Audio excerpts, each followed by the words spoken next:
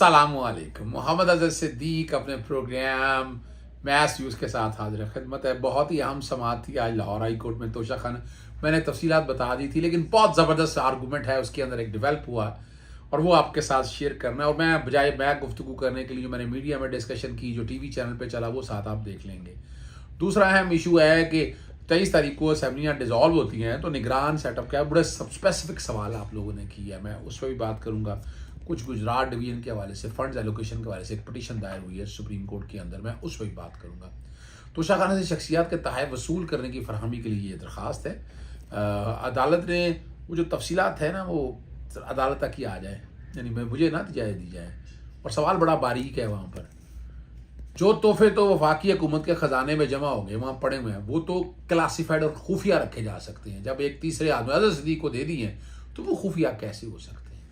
अदालत ने बड़ी यानी कानूनी इंटरप्रिटेशन के हवाले से कि जो क्लासीफाइड डॉक्यूमेंट क्या हो सकता है, कानून शहादत या बाकी चीज़ों को सामने रखते हुए इसकी समाअत 16 जनवरी के लिए नोटिस जारी कर दिया है वफाकी हुकूमत को और वजारत ख़ारजा को कि वो आके अदालत की मुआवनत करें। मैंने यहाँ मीडिया से जो डिस्कशन की है, मीडिया ने जो खबर चलाई है, उसको आपको काफ़ी चीज़ें समझ आ जाएंगी, मेरी भी शायद ज़रूरत ना पड़े, आपको सुनिएगा। तोशा खाना से तहाई वसूल करने की तफसीलात की फराहमी के लिए दरख्वास्त की समाअत लाहौर हाईकोर्ट ने तोशा खाना से खरीदने गए तहाइफ की तफसीलात तलब कर ली हैं। विफाकी हुकूमत का तोशा खाना से खरीदे गए तहाइफ की तफसीलात देने से इनकार। आप तफसीलात अदालत में पेश करें, अदालत तय करेगी खुफिया हैं या नहीं। जज के ये रिमार्क सामने आए हैं तो तोशा खाना से तहाई वसूल करने की तफसीलात की फराहमी के लिए ये दरख्वास्त की समाअत है। लाहौर हाईकोर्ट ने तोशा खाना से खरीदे गए तहाइफ की तफसीलात तलब कर ली हैं। विफाकी हुकूमत का तोशा खाना से खरीदे गए तहाइफ की तफसीलात देने से इनकार है। इसी बारे मजीद जानेंगे अपने नुमाइंदे मोहम्मद इशफाक से। जी इशफाक, आगाह कीजिएगा इस समाअत बारे।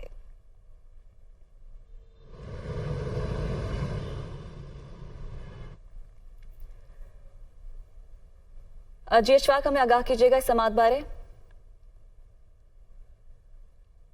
जी बिल्कुल, लाहौर हाई कोर्ट के जस्टिस आसिम हफीज के रूबरू एडवोकेट अज़हर सिद्दीक ने यह मौक़िफ़ इख्तियार किया था कि क़याम पाकिस्तान से लेकर अब तक तोशाखाना से तोहाइफ खरीदने वालों की मुकम्मल तफसीलात फराहम की जाए। इस हवाले से वफाकी हुकूमत को मुतअद्दिद दरख्वास्तें दी, लेकिन कोई सुनवाई ना हो सकी। इस मौके पर वफाकी हुकूमत के वकील भी कमरे अदालत में मौजूद थे और अदालत से ये कहा कि तोशाखाना से तोहाइफ खरीदने वालों की तफसीलात पब्लिक नहीं की जा सकती और ना ही अदालत में पेश की जा सकती हैं। जिस पर लाहौर हाई कोर्ट के जस्टिस आसिम हफीज ने कहा कि जब कोई शख्स तोशाखाना से तोहाइफ खरीदता है तो उसे टैक्स रिटर्न में भी जाहिर करना पड़ता है, और जब मामला टैक्स रिटर्न में जाहिर हो जाए तो फिर ये खुफिया कैसे रह सकता है। अदालत ने कहा कि आप तमाम तफसीलात अदालत में पेश करें, अदालत फैसला करेगी कि इसको खुफिया रखना है या नहीं रखना। अदालत ने वफाकी हुकूमत को 16 जनवरी को तोशाखाना से तोहाइफ खरीदने वालों की मुकम्मल तफसीलात फराहम करने के अहकामात जारी कर दिए। ठीक है, बहुत शुक्रिया इशफाक, हमें अपडेट कर रहे थे। तो बल्दियाती इलेक्शन हो समाअत हुई, अदालत ने इस्तफसार किया कि ये इंफॉर्मेशन जो है वो किस बुनियाद पर नहीं दी गई। बताया गया कि पाकिस्तान इंफॉर्मेशन कमीशन के वो मुख्तलिफ सेक्शन के बुनियाद पर उन्होंने इसको कहा है कि ये क्लासीफाई है। पाकिस्तान इंफॉर्मेशन ने इसको कहा कि ये मालूमात सारी फराहम की जाए। मुख्तलिफ दरखास्तें गई मगर ये तफसीलात फराहम नहीं की गई। वफाकी हुकूमत के वकील ने बताया कि ये क्लासीफाइड इंफॉर्मेशन है, इससे दोस्त ममालिक से ताल्लुकात मुतासर हो सकते हैं। अदालत को बताया गया कि ये जो इंफॉर्मेशन हुकूमत पाकिस्तान के पास हो वो तो ठीक है, लेकिन जैसे ही आपने जिस बंदे को दे दी, वो सदर है या पब्लिक सर्वेंट है, वो तो उसके पास चली गई है, वहां तो क्लासीफाई खत्म होगी। उसने अपने अदालत ने कहा कि अदालत ने इस्तफसार किया कि वो तो बाकायदा अपने इनकम टैक्स की रिटर्नों में बाकायदा शो करना होता है, तो ये क्लासीफाई कैसे रखते हैं। अदालत ने वफाकी हुकूमत और को नोटिस जारी करते हुए, वफाकी और दीगर को नोटिस जारी करते हुए 16 जनवरी के लिए समाअत मुलतवी कर दी। और ये क्या इंफॉर्मेशन क्लासीफाई है या नहीं है, इसका तयन अदालत करेगी। और वो तमाम तफसीलात जो गिफ्ट वगैरह दिए गए हैं 1947 से अब तक, वो अदालत के सामने रखे। अदालत इस बात का फैसला अब करेगी कि क्या ये इन्फॉर्मेशन क्लासीफाई है या नहीं है। अदालत को यह भी बताया गया कि इमरान खान साहब के बारे में इन्फॉर्मेशन जो है हुकूमत पाकिस्तान ने फराहम कर दी, लेकिन बाकी के बारे में डिनाई किया जा रहा है, जो कि वैसे ही आइन के आर्टिकल 25 की खिलाफ वर्जी है।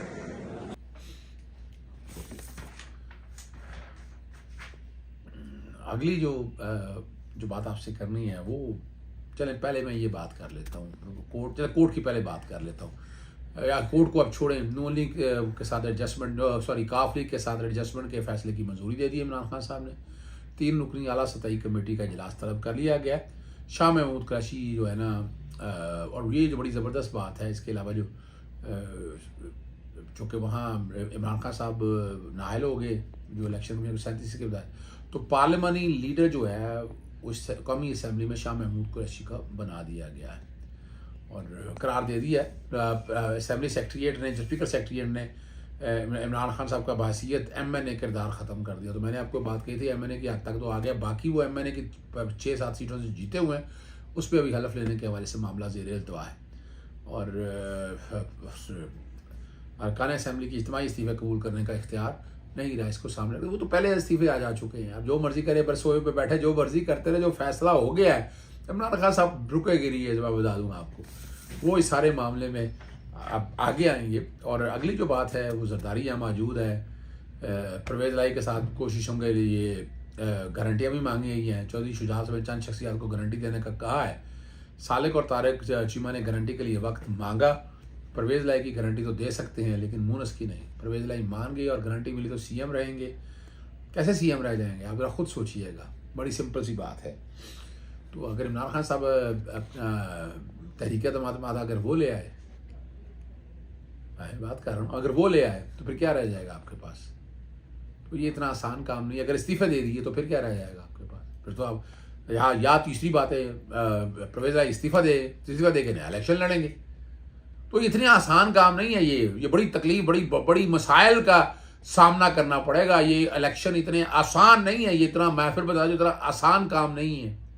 बड़े मसाइल रहेंगे इसके लिए और इसको जैसे भी लेके चलना है। ये जो है ना, ये जो गुत्थी है इतनी आसानी से सुलझेगी नहीं जी, और इसको सुलझने के लिए बहुत कुछ करना पड़ेगा। आगे आईन पाकिस्तान 1973 और आइन का आर्टिकल 112 में आपके साथ बार बार पढ़ चुका हूँ, जहाँ वज़ीर आला का इस्तेहकाक है असम्बली तहलील करने का, और असम्बली तहलील करने के लिए कोई रीज़न नहीं बताने, कोई वजूह नहीं बतानी है, सारी सिंपल सी बात है।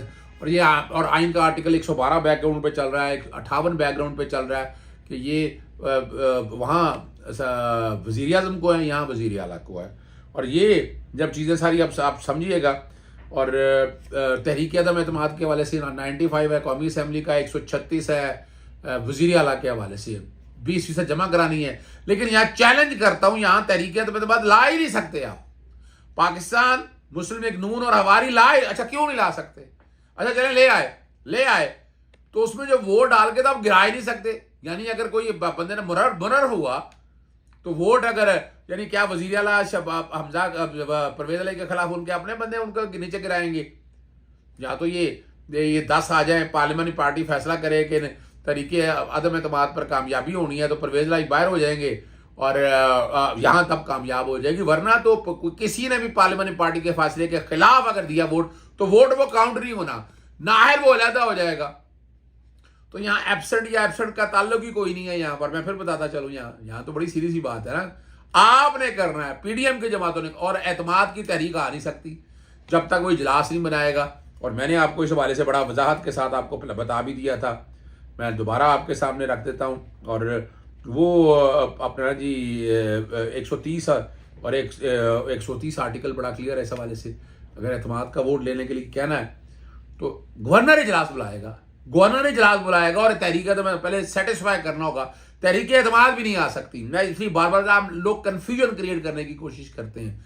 आज जो इसके साथ आपको आगे बताना है वो है तहरीके, ये फर्ज करें असम्बली तहलील 112 आर्टिकल के तहत कर देते हैं तो आगे निगरान सेटअप कैसा होगा, यही आईन पाकिस्तान आर्टिकल 224 में आप लोगों के सामने रख देता हूँ। ये 224 और 224A ये बैकग्राउंड पे चल रहे होंगे, ये समझने के लिए ज़रूरी है कि हैं क्या 224 आर्टिकल क्या कहता है और 224A क्या कहता है। 224 आर्टिकल जो है ना वो कहता है कि बाई इलेक्शन क्या टाइम क्या होगा, ठीक है ना जी। ये 60 दिनों के अंदर है, ये जो बात जनरल इलेक्शंस के हवाले से बात है, ठीक है ना जी। और अगर वो ज़्यादा डिज़ॉल्व कर दे तो ये वो सारा ये बाई इलेक्शंस की बात होती है। General election of a national shall be held within a period of 60 days immediately following the day on which the term of the assembly is due to expire। यानी जब 60 दिन से पहले जो है ना वो जो एक्सपायर होने वाली, यानी अगस्त की बातें हो रही हैं ये। और unless the assembly has been dissolve the result of the election shall be declare not later than 14 days before that day. और ये आइन के आर्टिकल 50 और उसके तहत होनी है। आगे लिखा हुआ है कि केयर टेकर सेटअप आना है और प्राइम मिनिस्टर प्रेसिडेंट ने तयन करना है और गवर्नर ने तैनात करना है। लीडर ऑफ द हाउस और अपोजिशन लीडर की मुशावरत के साथ आना है। और जब वो नाम एग्री ना हो किसी भी हवाले से, केयर टेकर के हवाले से, तो मामला आ जाएगा इनके आर्टिकल 224A के तहत। 224A में तरीकाकार दिया हुआ है कि प्राइम मिनिस्टर और लीडर ऑफ द अपोजिशन जो अगर किसी तरह वो तैयार ना हो सके तो 3 दिन के अंदर असेंबली की तहलील के अंदर ये 2 नॉमिनी, 2 जो बंदे हैं ना, वो कमेटी को करेंगे। कमेटी स्पीकर नेशनल असेंबली या स्पीकर प्रोविंशियल असेंबली बनाएगा। और अपना नेशनल असेंबली के लिए 8 मेंबर्स होंगे, और ठीक है जी, और वो नेशनल असेंबली और सेनेट में से होंगे। और इक्वल रिप्रेजेंटेशन होगी अपोजिशन की और दोनों मामलात को सामने रखते हुए। तो इसलिए याद रखिएगा, इसलिए यहाँ पर अपोजिशन लीडर आप लोगों के हाथ में होना चाहिए। और यहाँ भी और इसी तरह जो सूबाई असेंबली के हवाले से वो 6 मेंबर्स की बात है। और ये कमेटी अगर किसी नाम पे कंसेंसस ना हो तो मामला जाएगा इलेक्शन कमीशन को। मैं फिर कह रहा हूँ, मामला जाएगा इलेक्शन कमीशन को। ये इसका सब आर्टिकल 3 है, ठीक है ना जी। और ये लिखा हुआ है, the committee constitution under class 1 and class 2 shall finalise the name of caretaker prime minister care chief as the case may be within 3 days, 3 दिनों के अंदर अंदर। और अगर ना कर सकें और ये चले जाएंगे इलेक्शन कमीशन को, ऐसा उसका डिसीजन जो लेना होगा 2 दिनों के अंदर अंदर लेना होगा। ये मैंने आपके सामने रख दी है। इजाज़त चाहता हूँ। अस्सलाम वालेकुम, अल्लाह हाफिज़, पाकिस्तान जिंदाबाद।